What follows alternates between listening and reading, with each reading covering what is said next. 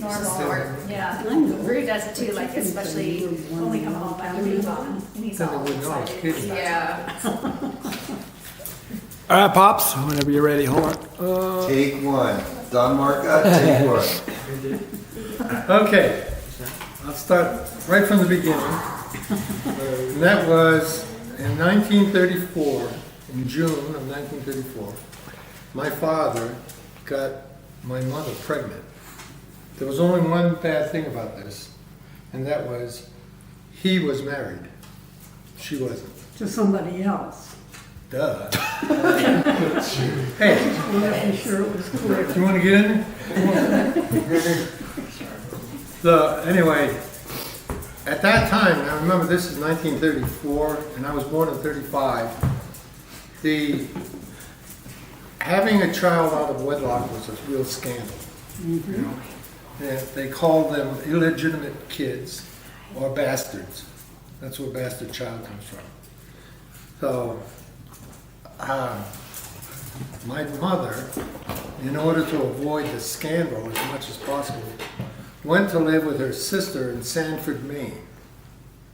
And she was living with her sister at a parish house because her sister was the housekeeper for the priest. So that's why I was born in Sanford, Maine. They were from Lewiston. They both lived in Lewiston. And before that, they came from Canada, Quebec. My father was born in Trois-Rivières, which means three rivers, kind of like Pittsburgh, kind of. So anyway, after I was born, they couldn't, it was the war, it was on edge. People were on edge. Sorry, John. I'm sorry. Cut it. Come on, Pops, I was messing with I don't take jokes. I'm a Marcotte. We don't like to joke around. you. Me, you're killing me here. Oh, really? Sorry, Papa. I got you, Papa. Or listen, Pops. Don Marcotte, take two. Plastic. So anyway, when they went back to Lewiston, my dad was working in a shoe shop and my mother in the woolen mill, but they couldn't have me and work. Both of them worked, but they had to have the money. It was that bad. So they looked for somebody to take care of me. And they found a woman. I was probably about 3 years old then. They found a woman who did that kind of stuff, fostering, that kind of thing. But she was not a very nice lady. The two things I remember about her, and that's the only thing I remember about her, is one, she didn't like me playing around the stove because she was worried about me getting burned. So she said, if you do that, I'm going to show you then why it's dangerous. Well, I must have done it again. And she took my hand and she put it on the stove, burning. So she burnt my hand with it. I remember that. A little while later, I guess I was a kid, a lot of crying, and I shut up, open the closet door, throw me in there, and you're going to be in there with the boogeyman. The boogeyman will get you. So that scares the hell out of a kid, right? They said, we need to find somebody else. And that's when my life turned around, because they found the Demours, Mama and Papa Demour. Jesus. I call them that now, and I've always called them that. I've always known them as that. They were fantastic, especially Mama Demour. This is a woman who looked after other kids as well. And we used to play on the porch. They had a screen door, and we were on the side of the porch. And we had our tricycles turned over, and we were racing.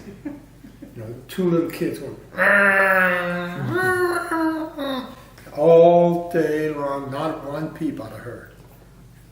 We'd run in and out of the house, go to the bathroom, do whatever, door slamming. She never said a thing. But she had a boy, John, who your name after.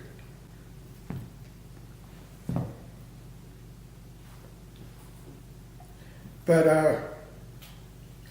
John and I got along great. He was probably a year and a half older than I was, but we became like brothers.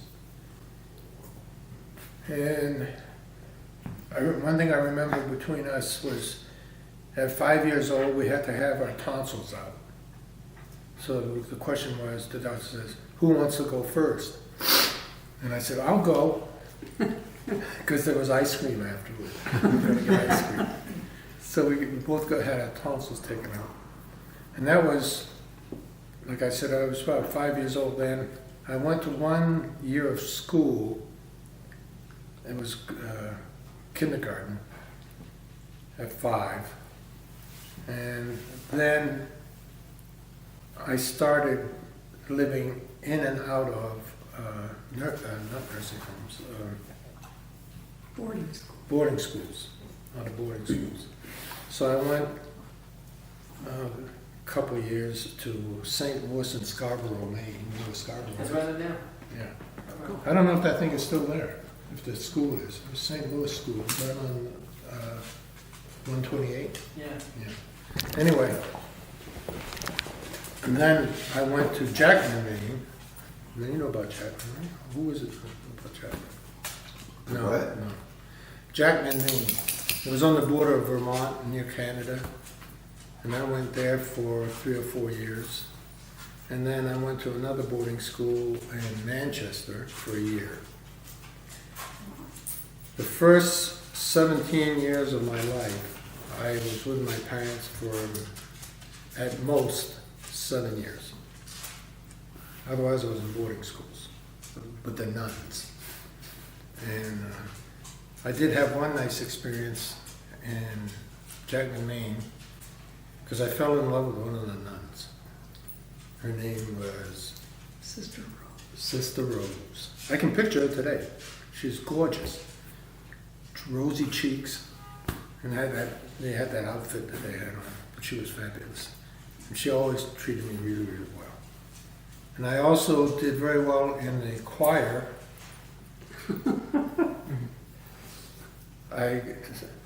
They put me in the choir. And then one day we had a tryout.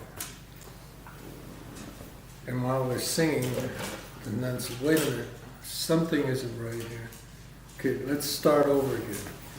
And she's going around listening to everybody. She says, you, out. That was the end of my singing days. But instead, they put me in the band, not band, in a little group thing. And I learned, that's how I got my musical background, my experience. Professional, I would say. Of course. Yeah. Because you have a beautiful voice. Yes, I do. That's why they To put this me in, day. That's why they put me in the band. Right. But anyway, I had to play the triangle. Did you ever play the triangle? I'd be on the sidelines, and they'd be playing music, and she would look at me and she'd go, ding! That was the extent of it. But listen, do you know that triangles are in philharmonic band orchestras? Do you? Yeah, of course. And I could play that if somebody would just go. It was my turn, right? So that was the end of my grade schools. I skipped one grade, and man, that was a mistake. But I skipped one grade, which put me behind everybody else. I was always the youngest guy in the class, which is not good. You guys know that, right? You? That was Roman. Nathan and Taryn too. They skipped a grade? No, but they were the youngest in the class. Oh, Should have skipped it. I agree. Should have skipped a few. So, where was I? Oh yeah, I had skipped a grade, and then we went to Manchester because my father lost his job in Lewiston, Maine. He was like I said, working the shoe shops. But one thing he never took was somebody laying a hand on him. He lost his job because the foreman came over and said to him, tapped him in the chest, and that was the end of it. He knocked him out cold, and they fired him. So I had to find another job and moved out to Manchester with my mother. Well, yeah. But anyway, when I got out of the 6th grade, I went to the 7th grade in Manchester in a boarding school. Why they put me in a boarding school when they were both there in Manchester, I still don't know, never asked. But one day we were playing in the wintertime, throwing snowballs and that. Some kid had put a piece of ice in the snowball and threw it, and I went like this to block it. And it drove this thumb right down to all you could see was the fingernail line. And I went to the nun and said, I need to do something with this. And she said, you're okay. They had barbed wire over the top of the playground. But I managed to get out of there, and I walked home and told my father, and he said, well, we're going to have that looked at. We went to the doctor, and the doctor said, this is something John could deal with. He's looking at, the doctor's looking at it, and he says, I don't know what we're going to, boom, popped it right out. Oh, that's what John would do. Yeah. It wouldn't bother you, would it? And it happened so fast that, oh, wow. That's how it used to look. And so that was the end of that. Then I went to 8th grade in Manchester at a Catholic school. Christian Brothers? No, that was the nuns. It's my story. But you're just trying to help. She's your memory. Yeah. I did that 1 year, and it was all in French. See, Manchester is a very French-Canadian city, on the west side especially, where we were, all French-Canadians. And they taught you in French. And so you had to be able to learn your French very quickly. I used to know it fairly well, but my father said, no, I don't want you speaking French. My grandmother wouldn't talk to me unless I spoke to her in French. And he told my grandmother, I don't want him speaking French. I want him to speak English because he lives in a country that is English. And if he's going to get anywhere, he needs to know English. And he knows English pretty well. So she wouldn't talk to me. I don't want to talk to her. And that was the end of that. So then when I was in 8th grade being taught in French, I got it all back. And then I went to high school, 4 years, Christian Brothers. They were good teachers, tough as nails, but they were good. And if you stepped out of line, they wouldn't hesitate to punch you. They didn't slap you or anything, they'd just punch you. I had one episode where we were going to have a pep rally for the football team. And I was sitting outside against the building with a couple of my buddies. And somebody had handed out a bunch of these things. You know, they were rubber. Streamers? Noisemaker. They were rubber. They make a lot of noise. Oh, okay. Yeah. So we were doing that. And this brother Hubert, the French teacher, big guy, he comes over, I'm sitting down, he comes over and he said, give me that. And he pulled it out of my hand. And then he started punching down on me. I'm sitting down, I'm covering up like this, and his knee came up. And I was able to block back. So he was getting frustrated. He says, all right, pick me up at the collar. Let's go downstairs. So I said, okay. And I went down there, and I had my history book, big, thick sucker. I had it in my hand. And for some reason, I had to go down just about 3 steps to get to the bottom. Something told me he's gonna sucker punch me. And I went down like this, and here came that fist right over my head. And I came up with that book, and I hit him right square in the face. I could hear the crunch. And dropped the history book, and I started running. And guess who I run into? The history teacher, Brother Leo. So I said, Brother Leo, Brother Hubert has my history book. Could you get it for me? So I said, "Get it." The next day, to Brother Hubert's credit, he never did anything. I went in the next day and he had tape over his nose. Both eyes were black. He never said a word to me about it. Never dinked my grades. He always gave me a fair grade. He was very honest about it. Of course, you know, if I'd have gone home and told my father would have gone there and beat the shit out of him. Yeah. Oops, sorry. I would have beat the heck out of him. But I didn't say anything to him. I just let it ride. That was the end of that. Wow. Yeah, that was good. And there's another one who was tough was Brother Albert. He was the biology teacher.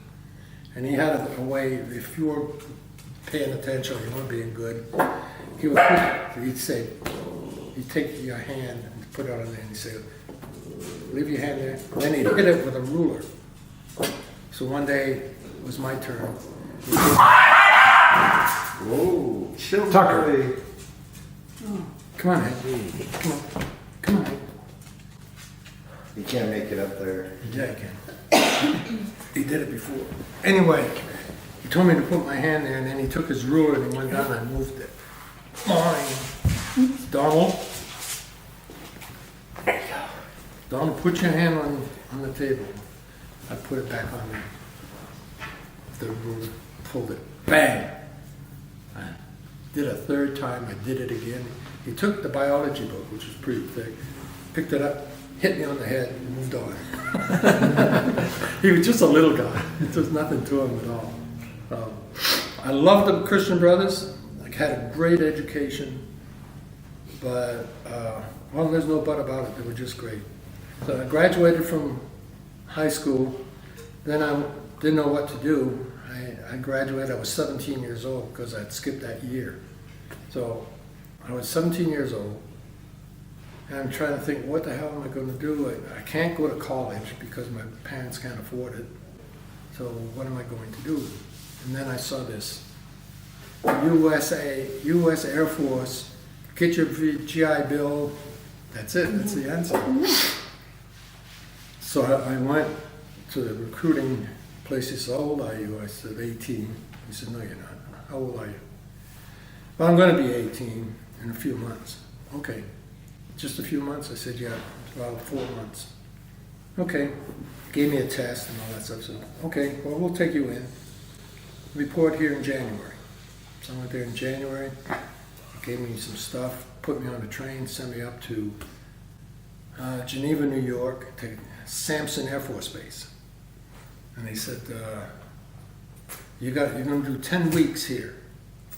10 weeks. And it was January to like sometime in March, I guess, end of March. And it was hell. It was just rotten. The basic training, they really demean you, you know. They tell you you're not worth anything, you're slums, you're a scumbag. We're going to make something out of you. And they would slap you around.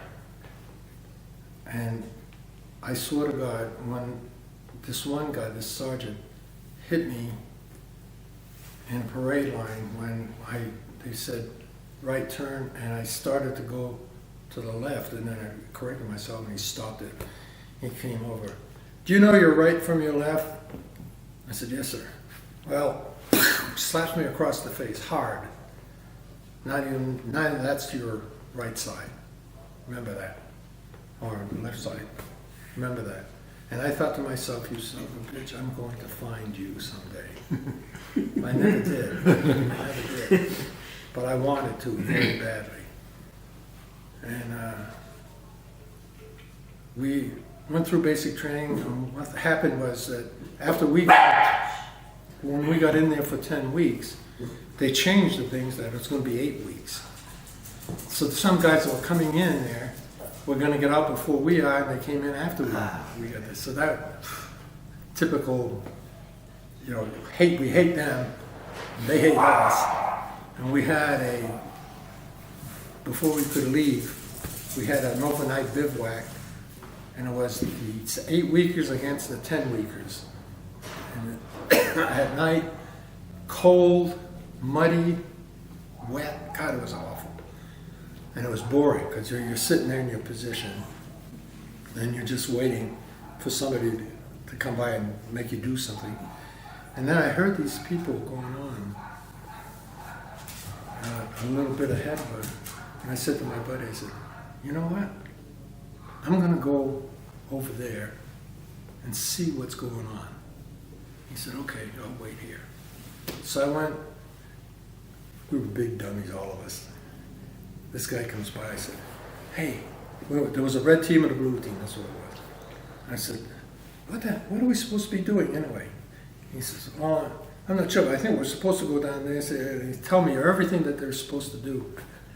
So I said, okay. I go back to my buddy, I said, I got some information, I think we need to pass this on. So he called the sergeant, who was in charge of the crew. I said, here's what I found out. He said, oh, that's great.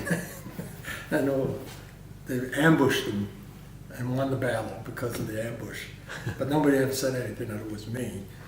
It was part of the sergeant said, well, I overheard this. But that was it. And then I got sent to Biloxi, Mississippi. Beautiful place. This was in the this was now what, 53, still 53. The walking. Yeah. 1953. And we go down to Mobile, Alabama is where we had to go. And after all that cold and misery and everything, it was like tropical weather down there. It was so nice. Got out of the plane. God, I love this. And we were there for about 6 weeks, radar training. And I tried out for the base team, Keesler Air Force Base. I tried out for them because I've been playing baseball. In high school, I played 4 years there and got down there. I wanted to keep playing. And I said, can I try out for the team? They said, sure. So I tried out, made the team, but then we got transferred. And I didn't even get to play a game with them. But we had this spring training. Went up to Brunswick, Maine, to the Brunswick Naval Air Station. We were a small detachment on a Navy base. And that was really nice because we didn't have to do anything. The Navy did everything for us. They even opened up the galleys for us. In other words, you could go in there and make your own food, do anything you wanted to, they wouldn't bother you. They were really great, treated us really well. That's why I always root for Navy in the Army-Navy game. And we did that. We had a kid there from Chickamauga, Georgia. Do you ever know about Chickamauga? Have you ever heard about Chickamauga? It's one of the bloodiest battles of the Civil War. It was terrible. And he was from Chickamauga, nice kid. And it was Jimmy Walker, really nice kid. And winter came, and he had never seen snow in his life. So we get this big storm in Brunswick, get this big storm. He's out there rolling around in the snow like a little kid. Oh man, he thought this was the greatest thing in the world. Well, guess where he got stationed when they came out with our orders where we were going to be for the next 3 years? Guess where he got stationed? Alaska. Worse. Thule, Greenland. Wow. Thule, Greenland. I wish I'd seen him again. I wondered how long it took him to get over snow. Baker, let you in the baker. Oh, that was during basic training. I had my cousin. During basic training, my cousin worked in the bakery. And he saw that my name was on the rosters. And he contacted me. He said, Don, this is, I forget, it was Mike. He said, it's Mike. I work in the bakery. He said, let me know when your KP comes up. Let me know when your schedule. I'll come get you. I said, okay, but could you get my buddy too? He said, John Montanaro. Sure. So whenever there was KP, we'd go to the bakery and have hot bread and peanut butter. No dishes for us, no peeling potatoes or anything crap. You know? And that guy, John Montanaro, interestingly enough, excuse me, He was from Ashtabula, Ohio. I'd never heard of Ashtabula. But he was a real strong, tough kid. He was a football player. He was an offensive lineman. And on every team that he played, he was the star. He was that good. And we're walking, I'm in Maine, and I get the orders that I'm shipping to Germany. You're going to be shipping to Germany. I said, okay. So we get our stuff together. I go to Penn Station. I get out off the train, get in Penn Station, and I'm walking this way, and here comes this guy. And I said, John? Don!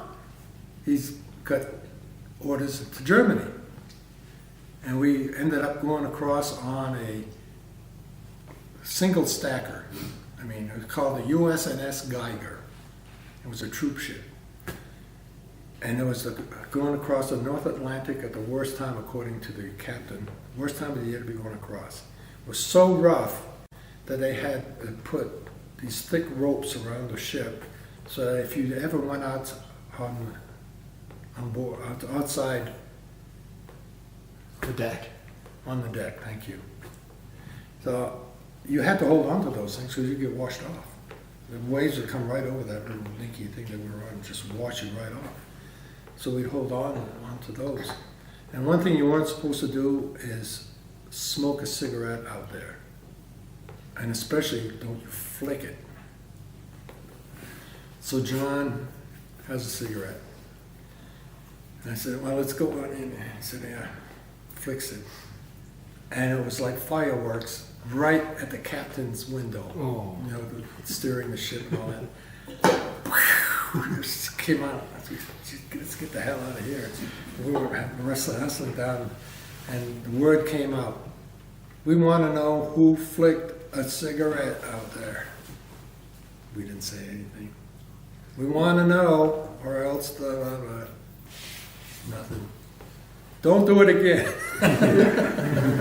So that was that. We ended up in a place called Bremerhaven in Germany. And there was a little Mexican kid who was on the ship that I had met in basic training. And he was a nice little guy, but he was a really little wise guy. He was from the Bronx, the Spanish Harlem. That's where he's from. And he said to me before we headed out, he said, come on up, we're going to have a birthday party for some twin sisters. And I'm inviting you. I said, great, let's go.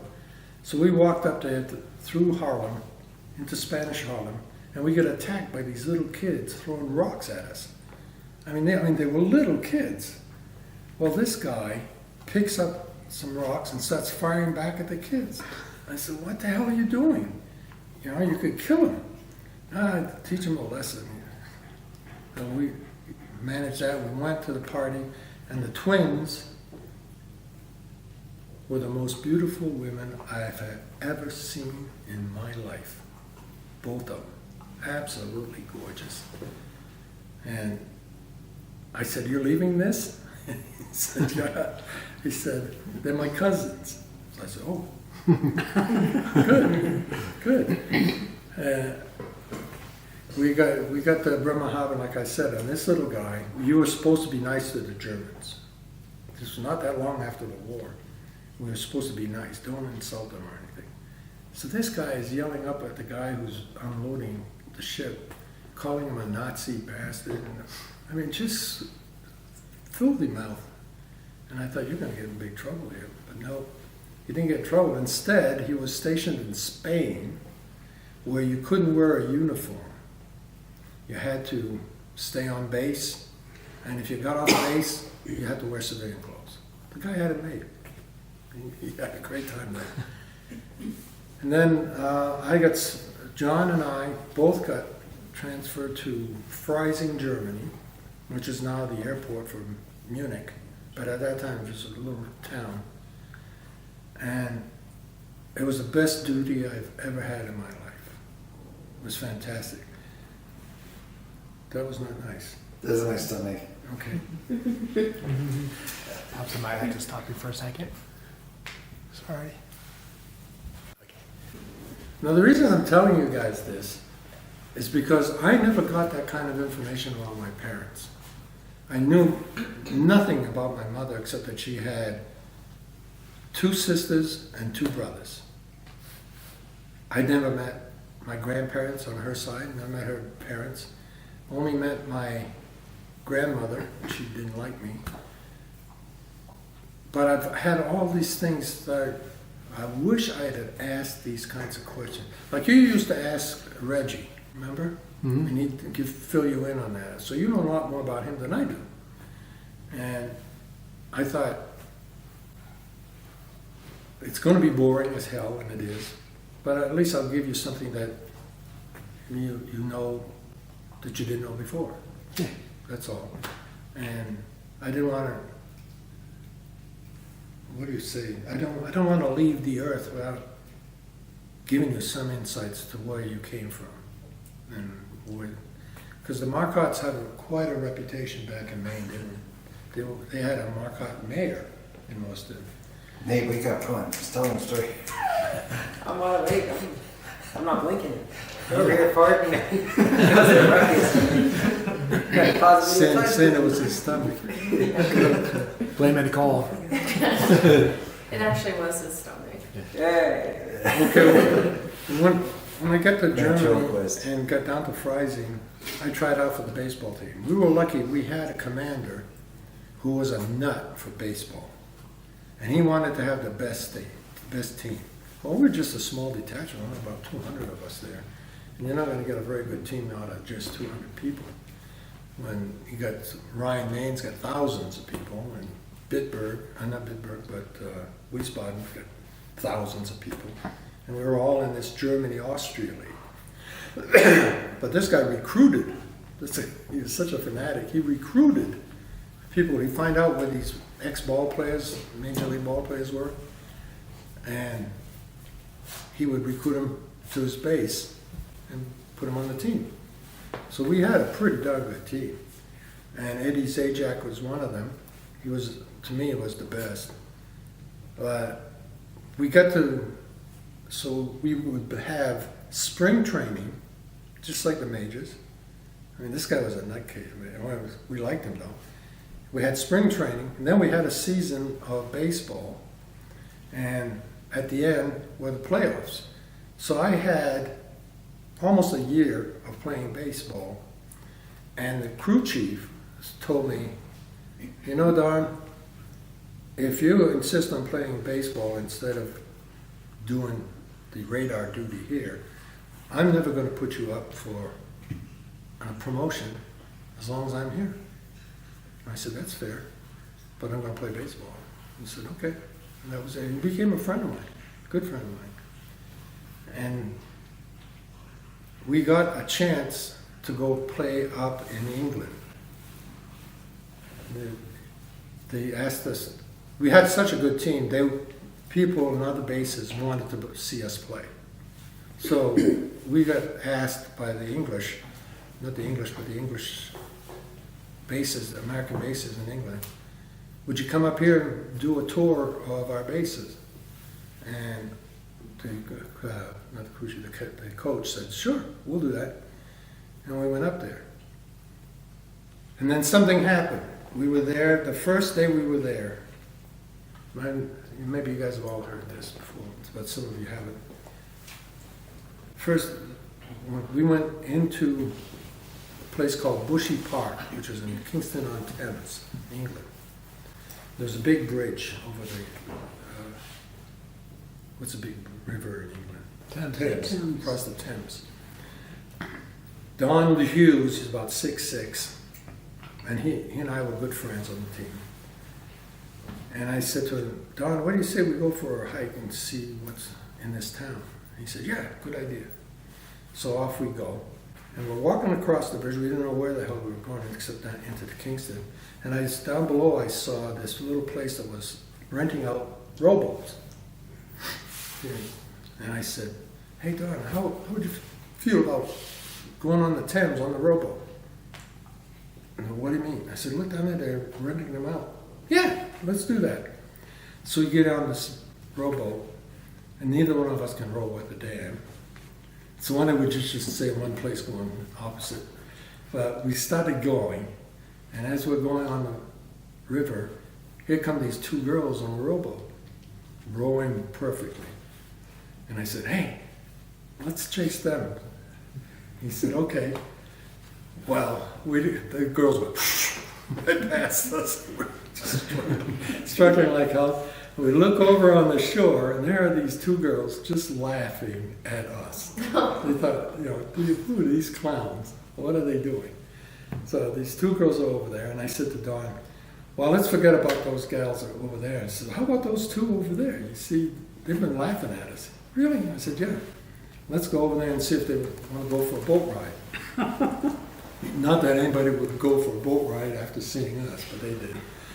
So we go over there, and I said to Dawn, I said, look, let's be fair.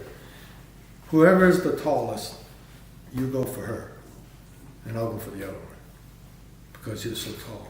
Right? And he said, okay. So we get to the shore, and there's Pat, my wife-to-be, and her friend. Thank you. And her friend was there. And they got up. She was quite a bit taller than the other one. But I'd already fallen in love with that one, and I grabbed her to help her on the boat. And Dawn helps the other one. And we start rowing, and Pat said, oh, why don't we go to my house and we can listen to some records and stuff. So we said, okay. They just wanted to get off the water with us, because she didn't swim. She didn't know how to swim. So we did that. We went over to her house and we listened to records.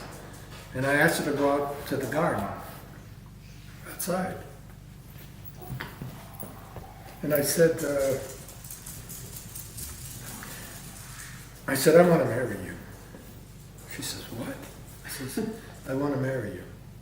She says, you don't know anything about me. I said, I know enough. And she said, that's just crazy. I said, no, I want to. And I understand how you feel about it, but why don't we do this? I'm going back to Germany at the end of this tour, and we'll write to each other. And in August, I'm going to have some time, and I'm going to come back here. And then you can tell me yes or no. And if it's yes, we'll ask your dad. Right? So we did that. 2 hours after I knew her, I proposed to her. And she didn't say yes right away. But she did eventually say yes. And we got married She a lived, year later. she lived in Henry VIII's. Oh, yeah. One of the things was that she lived in Henry VIII's hunting lodge. It's an amazing place. Somebody bought it out eventually. But what that place was is, like I said, a hunting lodge for Henry VIII, and it was an underground passage under the Thames up to Hampton Court, where he lived, in Hampton Court. And it was also an escape route, if you ever needed it, you could go through the hunting lodge. And it was so old, they still had the hooks in the living room, because that was the kitchen. They still had the meat hooks, but I used to hang the meat and all that stuff. And her bathtub was the sink. They put a board over the sink so they could use it, And then they would take the board off, fill up the sink, and take a bath in there. Huh. That was their bath. Wow. Pretty primitive, huh? So we got married. I said, I'll come back in August and we'll ask your dad. And when would you like to get married? And this was August 11th. She said, about a year from now. I said, great, let's do that. And that's what we did. Nobody thought it would last. 56 years later. Yeah, we're still there. Still there. When did you see the UFO? Oh, yeah.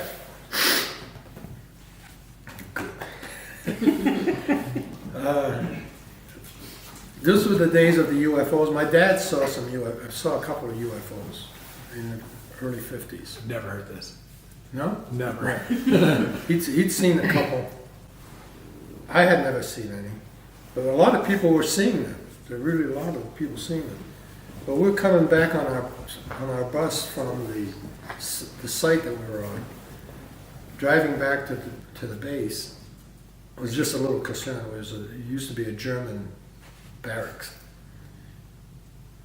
And I look up and I see over Freising, I just see this light. And I said, wait a minute, stop. So the guy stops. I said, guys, look at that. You see that up there? And they looked up and I said, yeah. And I said, it's just hovering there. You have any idea what that might be? Nope. And then all of a sudden, disappeared just like that, just shot away. We got back to the base, we called our radar station. They had it on the screen, and they picked it up. Didn't know what it was, it wasn't identified, but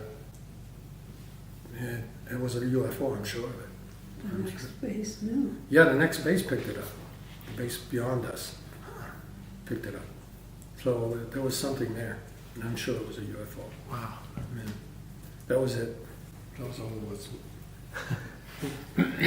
And then we came back to Manchester.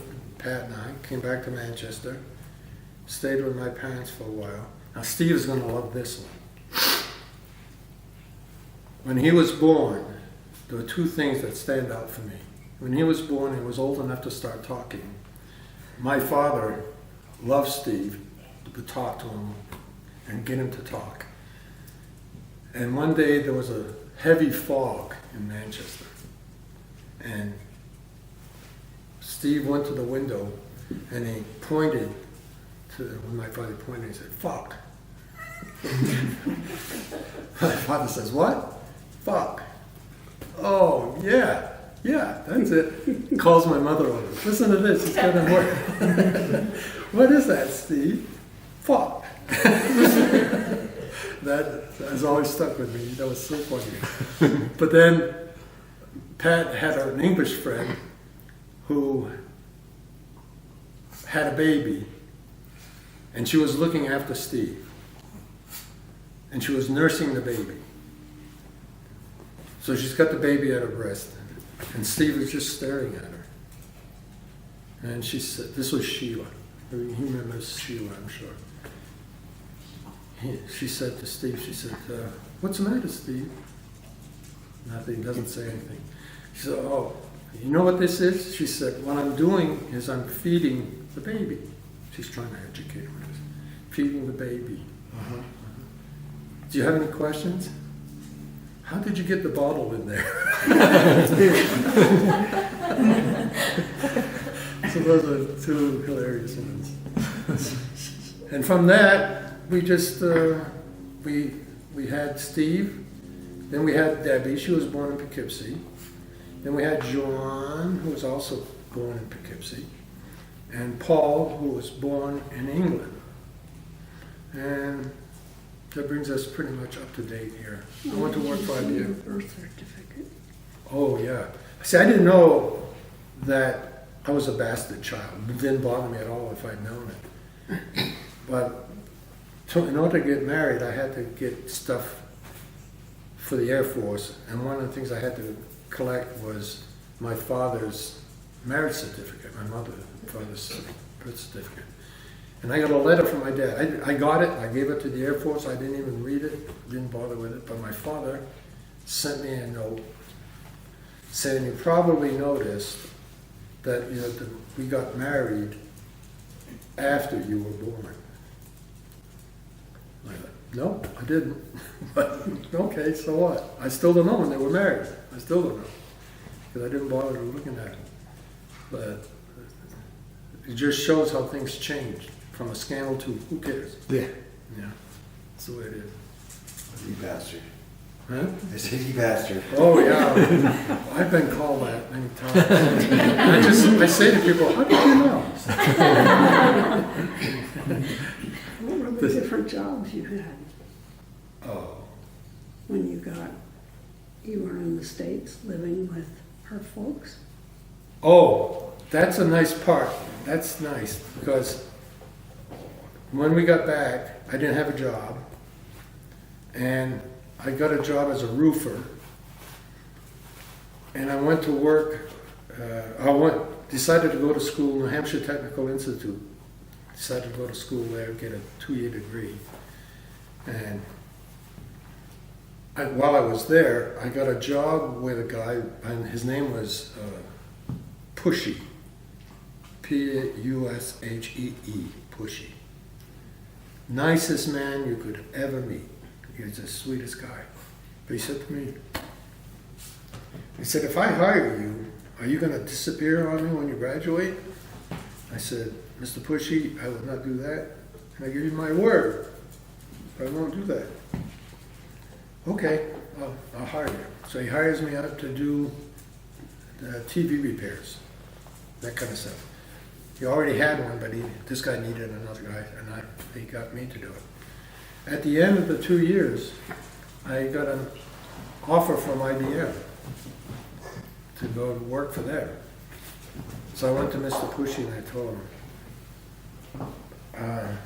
I told you that I would not leave you, and I got to tell you that I got something to say to you, and whatever you say, if you want me to stay here, I am yours. I'll stay here because I told you I would. He said, well, what's going on? I said, I got an offer from IBM. They want me to go to Poughkeepsie and work for them. IBM? I said, yeah, I do. Donald, if you don't take that job,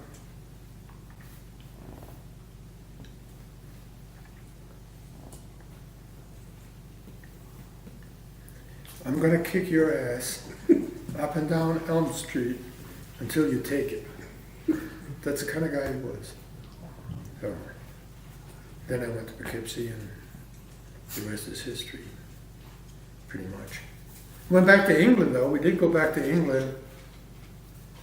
Pat was the kind of woman who didn't believe anything until it happened, which is a good thing. And I came back.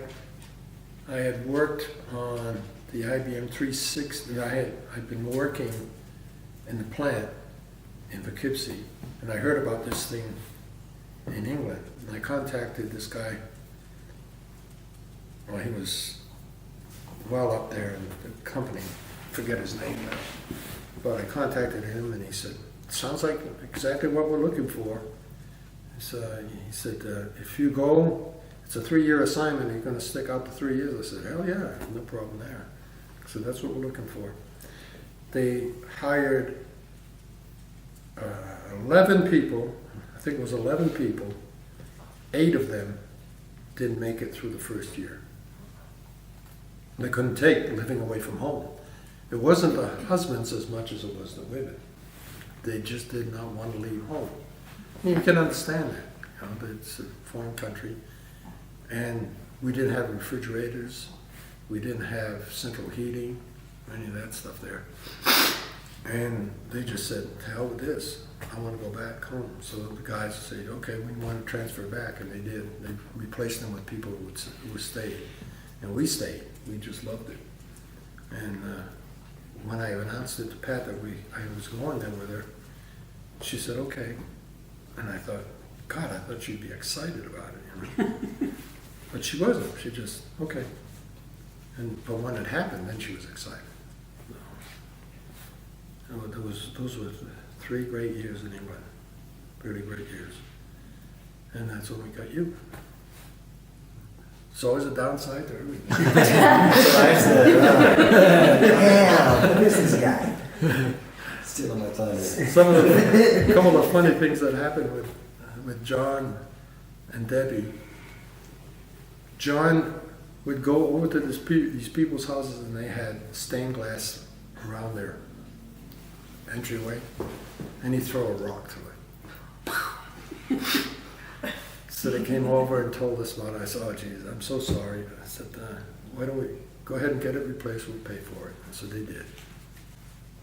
Not long after it was replaced, they came back. And they said, John threw another rock through through that. And I said, well, go ahead and get it replaced, I'll pay for it. They said, well, they said, we thought we'd wait until John goes back to the United States. And then another cute thing with John and Debbie. Debbie came home one day to Pat, she said, Mom, I'm getting married. I said, well, are you really? She says, yeah. And I said, who are you going to marry? And there was a little boy next door. She said, I'm going to marry him. Okay. And who's going to be the vicar? John. You see John as a priest. The vicar. That's like seeing her as a Presbyterian minister or something. Did I say that out loud? That's it. Any questions? Well, what about the baseball part? Yeah. Oh, didn't you get drafted? And I got a contract offer from the Washington Senators. They were the worst baseball team in the history of, no, it wasn't that bad, but they were pretty bad. But they had no left-handed pitcher. And it sounded good. And the guy said to me, I want you to report to us in January in Boca Raton, Florida, at the rookie camp. And we'll get a contract put together and all that stuff for you. And I will guarantee you no less than AA ball when you get out of there. You could go to AAA, but you'd have to go through AAA before you get to the big leagues. I said, sounds good to me. So that was in October of 56. And this And- is for England? No, this is while I'm still in England. I'm wrapping up in England. And so I'm all set to do that. What happens is the Hungarian Revolution. You remember that? In 1957? I wasn't born yet. 1956, actually. Yeah, there was a Hungarian Revolution. God, don't they teach you anything in school, in history? So,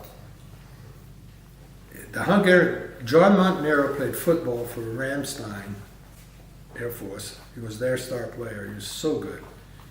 He was playing for them, and when the season ended, he got an early discharge. They were letting guys go early, which was nice, and I thought, this is great. I'll get an early discharge and I'll get out. The Hungarian Revolution started, and they shut down early retirements.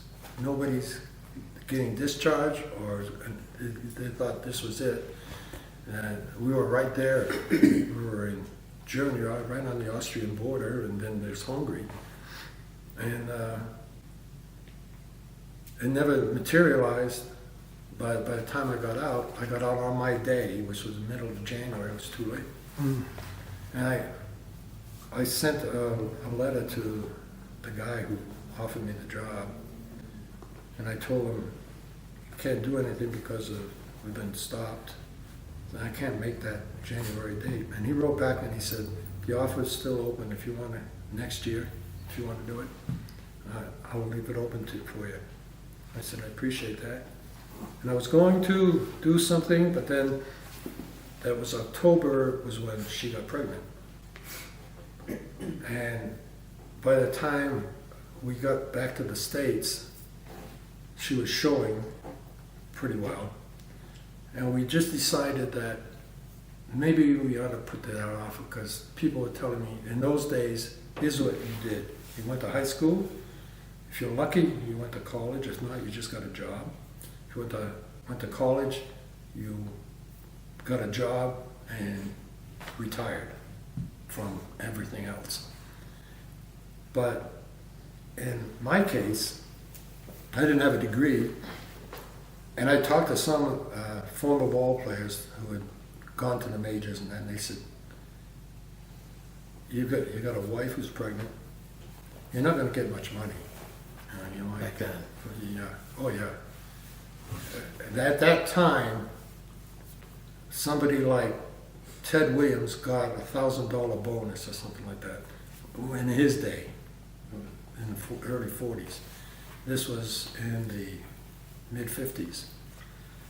And $100,000 he got, I remember when he and Joe DiMaggio got $100,000 salaries, it was outrageous. Oh my God, this is crazy. Imagine that. Yeah. And so I thought about it, and I talked to Pat, and we decided, get a job, get a cell phone. This is a story. Did I tell you this story about the little boy at the park? He was 3.5 years old. I said, what's your name? He told me his name. I said, are you still living at home? Yeah. I said, do you have a job? No. Do you have a cell phone? I don't have a job. 3.5. Can you believe that? That's pretty smart. That was the best answer I've ever gotten from a kid. How'd you get your degrees? Oh, I got my degrees on the GI Bill, which is what I signed up for in the service in the first place. So I got that.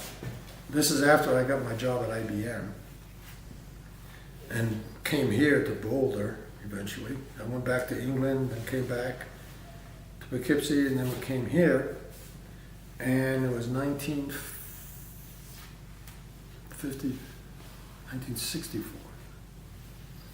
No, 1968. It was 1968, and I decided I would like to get that degree, but here I am working for IBM.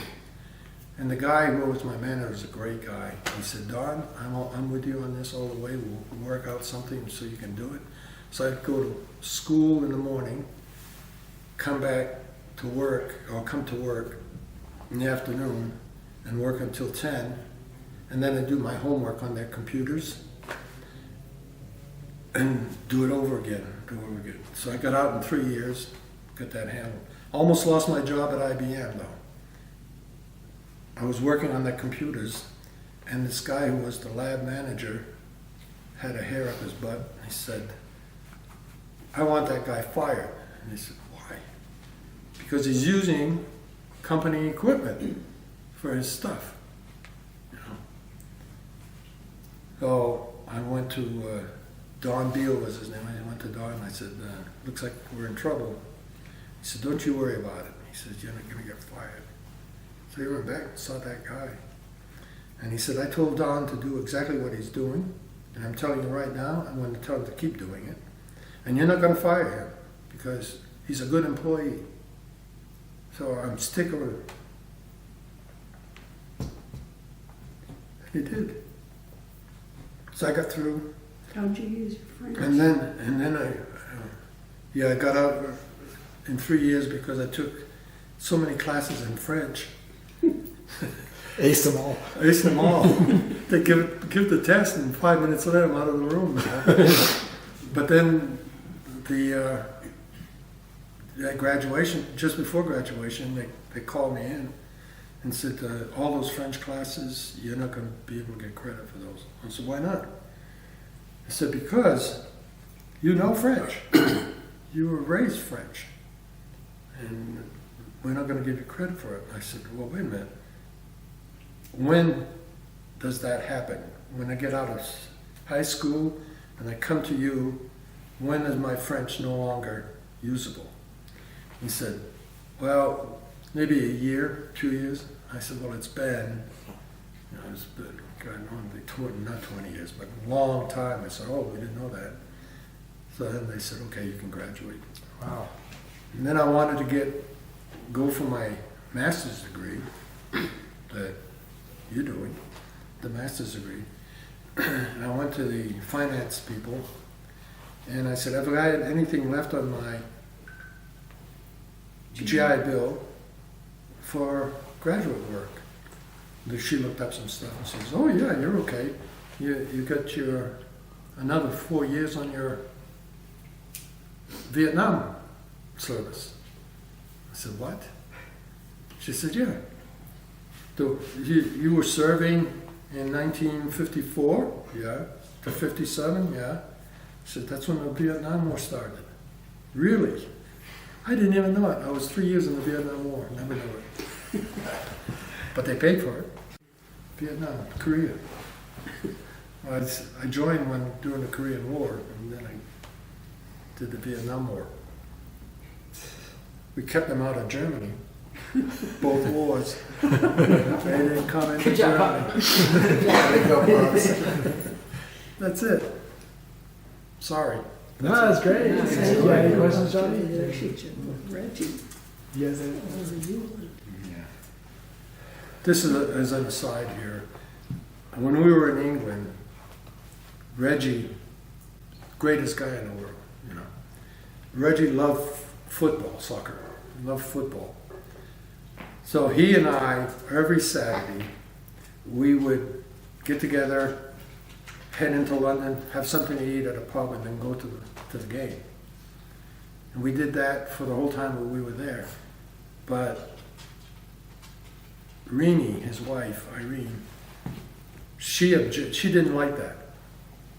She thought it was not right for me to take him away. I mean, he loved it. He loved every minute of it. And Pat told her, Mom, he's getting along great with Don, and he's doing what he loves to do. She never really liked me that much. I never liked her very much. But I liked her enough that I wouldn't give up her daughter. That was it. It's an aside. Good one. Yeah. There are a lot of stories. Well, she liked Debbie best. Know how I know? She liked Debbie best? She told me. She did? Really? Yeah. Yeah, I'm not surprised. I'm not at all I surprised. asked her, who you like best? Well, Debbie. Yeah. That's What was it your dad was gonna take you to? Oh, yeah. I was in that school in Scarborough, Maine, and I hated it. And my dad picked me up just before Christmas, picked me up there, and said on the way back, no, I was going to be going back there after Christmas, and I didn't want to go, and I started crying about it. I was probably, 8 or 9 years old. Started crying about it, didn't want to go back. And he said, if you don't stop crying, I was going to take you to see the Western show at Boston Garden. I think it was going to be Gene Autry and Roy Rogers. And I was a big Roy Rogers fan. He said, I was going to take you there, but if you don't stop crying, I am not going to take you. I cried some more. And he's true to his word. He never took it, never took me. The thing about my childhood, I do not remember, other than John DeMore, I do not remember one schoolmate in all those years. Not one. And no friends. Like, you know, like you have close friends. And my mother and father, in those days, they didn't show love. They really didn't. Hugging, forget it. Not guys hugging their dad. No, don't do that. You must be gay. Queer is what they used to say. You must be queer. So I never remember my father or my mother ever saying they loved me. Not once. But they did. If they didn't, I want to have the education I got. So they loved me. And the funny thing is, John DeMore had a brother, Joe. He was in the CBs during the war. And when I was growing up with John, Joe was in the high school. We used to make fun of him because he was a great-looking kid. People used to say he's better looking than any Hollywood star. He was that good looking. And he'd be going out on dates all the time. And he'd be getting ready. And John and I were sitting on the floor, just young guys. They called him Romeo. His name was Joe, but they called him Romeo. Yeah, thank you. And it was, Romeo's got a girlfriend. Like that. Well, after my dad died, and I saw Joe many years later, I was telling him about,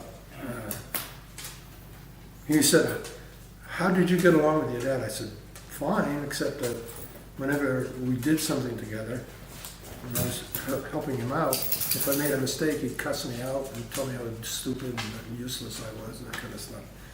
So after a while, I just didn't want to. He says, that's really unbelievable. He said, because whenever he came down to the bar, all you heard was how great Don was. He would talk about how wonderful his son was and how great, all these things that he could do with it. But he never said it to me. That's strange.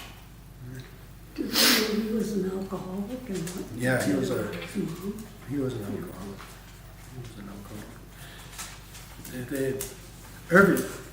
His family had 7 boys and 4 girls. One boy died early from pneumonia, and 2 of the girls died at Old Orchard Beach, got caught in an undertow and drowned. The third one that was with them was saved by the lifeguards. So, Old Orchard Beach. yeah, Old Orchard Beach. It was a family that had hard times, really hard, because it was during Prohibition, and a couple of them got involved in Prohibition, never got caught, fortunately. But they had to do anything they could to survive. My mother and father had a hard life, very hard. That's it. Your dad had have seizures? No.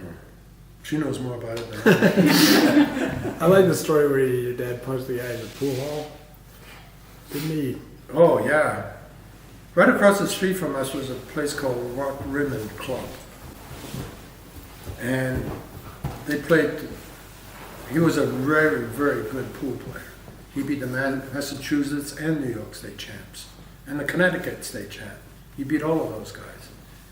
But his alcoholism kept him from pursuing that very much, very far. So one time he was playing, well, somebody was playing at the table, and he was sitting down, and it was his turn to play, and he got up, and the guy's name was Samson, and he said to my father, "No, it's not your turn yet, Oliver." He said, "Well, somebody said, it's not your turn," and he pushed my father. My father landed in a chair like this, and he bounced up, boom, knocked him cold. Got thrown out of the club. But you don't put your hand No, I guess not. Just don't put your hand in. So that was that with that. A little fire plug. He was tough. He was tough. There was a guy, I used to have very curly, remember how curly hair, you wouldn't remember, but Steve would remember how curly she was. Very curly, and I had hair like that when I was a kid. Debbie. And my mother loved it. She loved it. We were in a car. My father was driving. There was his friend in the back. He was giving the guy a ride. And the guy kept messing around with my hair, but he would pull it. He would pull, and I said, "Ow!" And my dad said, "Don't do that." He did it some more. "Oh, he's such a cute little guy." "Ow!" I'm telling you, don't do that. He did it again. My father stopped the car, dragged him out of the car, beat the living hell out of him right in front of me. He had him over the front of the car, just pounding the hell out of him. Don't mess with my kid. Told him 3 times. Told him 3 times, that's right. You did. Give him a shot. No. I think the hard part for you as a kid was when your dad would have seizures. Oh, yeah. Sometimes, my dad was epileptic. You know what that is? I didn't know that either. Congrats. Yeah, he had epilepsy. From drinking, right? Yeah, from drinking. And whenever he had it, he would just fall on the floor, be writhing, and what you had to do right away, and when we had a stick just for that, about that big around, what you had to do is force his mouth open, put that in there, otherwise he'd bite his tongue off. So you had to put that in there so for him to bite on. And it's not a pretty thing to see. I bet. Anything else? You saw him hit your mom. Oh. When I was born, the only thing I remember from my being a baby, I must have been about just old enough to stand up. I was in a playpen. And they lived on, I forget, Blake Street. They lived on Blake Street, in a little apartment there. And I'm standing in there, and they're in the hallway. I can see this now. They're in the doorway. And they got into an argument, and my father slapped my mother, and I started screaming, crying. Stopped it. That's all I remember. Well, they must have been the good old days. Yeah, the good old days. Slap your life around. Yeah. You could do that. We miss those days. We never had those. Story when you lived in Manhattan that John ran away. Oh, another John story. Uh-oh. We're on Manhattan Drive, living on Manhattan. Oh, yeah. I love this one. He disappeared. Didn't know where he was. Get a phone call from Safeway, the manager at Safeway. Hello, is this Mrs. Marcotte? Yes. I have a little boy here named John. Is that your boy? She said, yes, he is. He said, well, he's applying for a job. It was just a little guy. God, what would you have been? 5, 6 years old? He's applying for a job. About 2 Hey, that's miles. like the freedom of when we were young, though. Oh, yeah. Yeah, you could do Walk that. all the way. 2 miles away. Yeah. Right? Yeah. Yeah. Fancy shit. Crossing, Yeah. going to Burke and crossing Foothills. foothills. Yeah. Yeah. Yeah. That was dangerous stuff. Oh, yeah. Yeah, yeah. There's a path Yeah. for everybody going from Keewatin to Fraser Meadows to go to school, Yeah. crossing the road. Was it there then? Yeah. Yeah. Okay. Yeah. Oh, we wouldn't come home until the streetlights came on. No idea where we were. Yeah. Out playing hide and seek, but having a great time. What was that now? The ship. Oh, Fingers. when we went to England, we couldn't get there fast enough for Mom. So we flew over first class. IBM did everything first class. And you can fly over or you can take the Queen Mary. We took the flight out.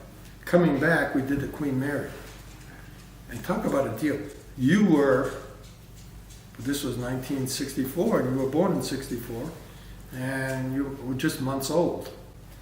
And they took care of everything. They took care of you, they took care of the kids, and all that. And we had first class accommodations with IBM. And we went into the dining hall, went into the dining room, and chandeliers everywhere, music, a little band there and everything playing. And they had a menu that was unbelievable. But every night they would pick someone out, and they would say, at lunchtime they would come over and say, and they said to me, what would you like to have? Anything you want, what would you like? I said, God, you gotta be kidding me. I mean, everything has been fantastic. I can't think of anything. No, there must be something that. And finally I came up with strawberry shortcake. How about strawberry shortcake? They said, okay. That night, and this is amazing, they come out with a cart on 4 wheels, and on top of it is this huge cake. You wouldn't believe the size of that thing. Strawberries and all that. And I said, we can't eat all that, so is it okay to spread it around? Sure, do what you want. I said, anybody want some strawberry shortcake? And everybody came running over, yeah, let's get some. They treated us really, really Yeah, well. nice. I don't know, they have, oh, are you kidding? The store they have on those ships is amazing, absolutely amazing. Tour. Thanks, Pops. You're welcome. Thanks for listening. It's awesome. Yeah. Oh, it isn't. Ready for the next 87 years, and done life with them. We're ready for war.